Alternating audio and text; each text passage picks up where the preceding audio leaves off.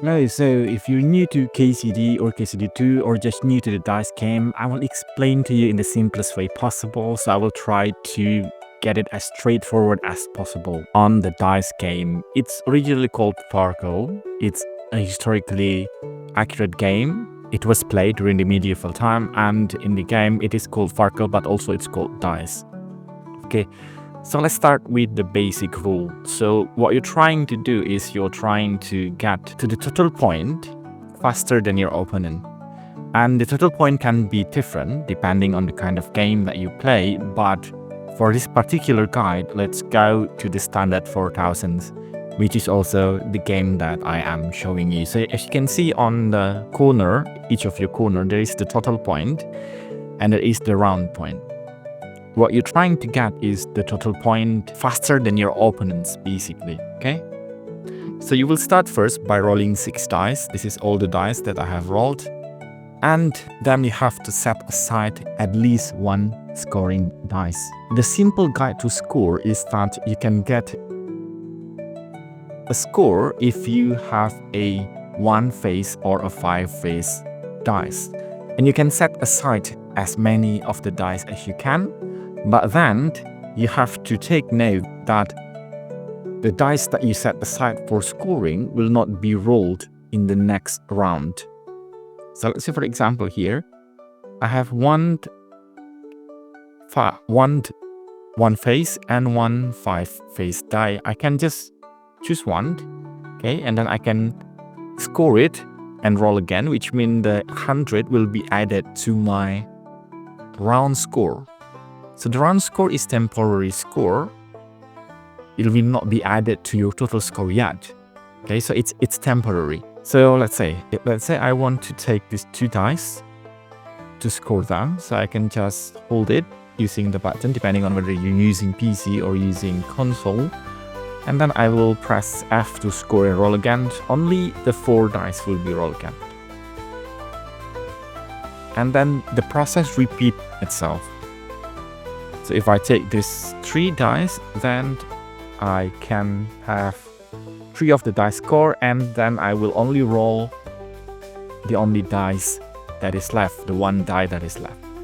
Now the problem is your round score, your temporary score will not be added to your total score if you get busted. And you get busted if on the next roll, none of your dice actually show 1 or 5 face. So let's say this is for experiment's sake. I'm going to hold this die and I'm going to roll again. So I'm just going to roll 1 dice.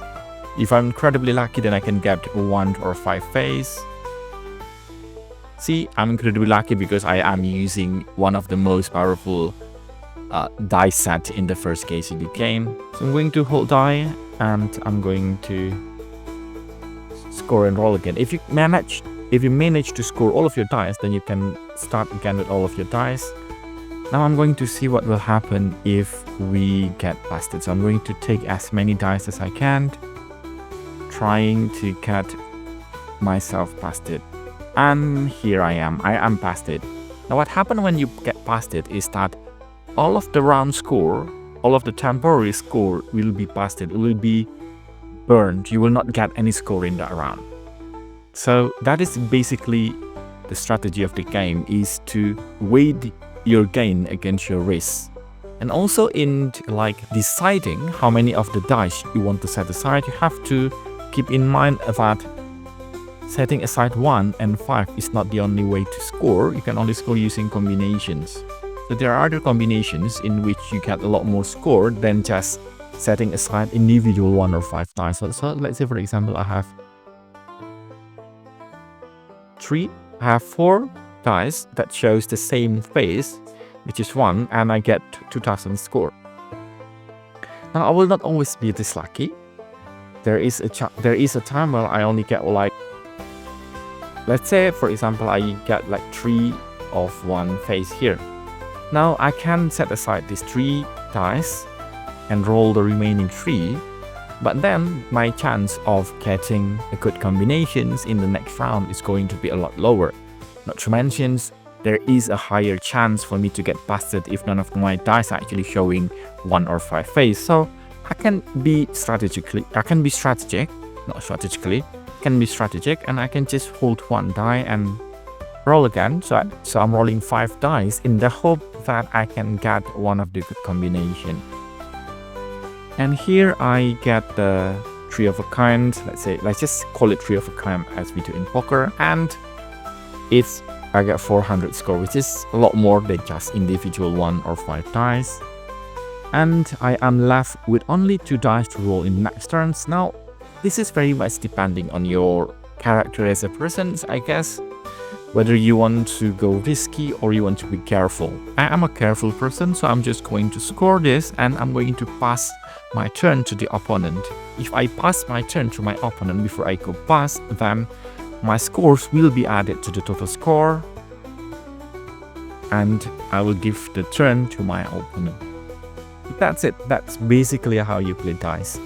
You just gotta set aside certain number of dice, and you have to weigh the game against the rules.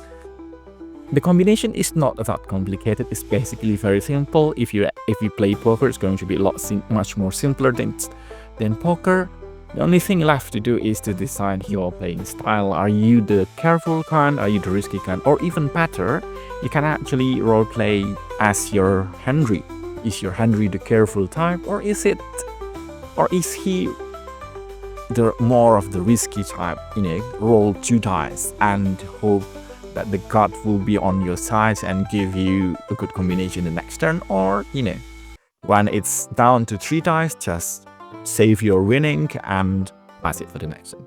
That's it. A very simple and straightforward guide on how you play dice, and this basically applies to any set of dice or badges that you have.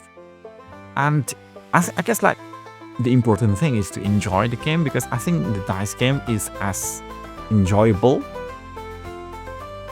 as you can get from a mini game, not to mention that it's historically accurate. So that's it, a simple way how to play dice. See you on the next guide. If you like this kind of content, please click like and subscribe.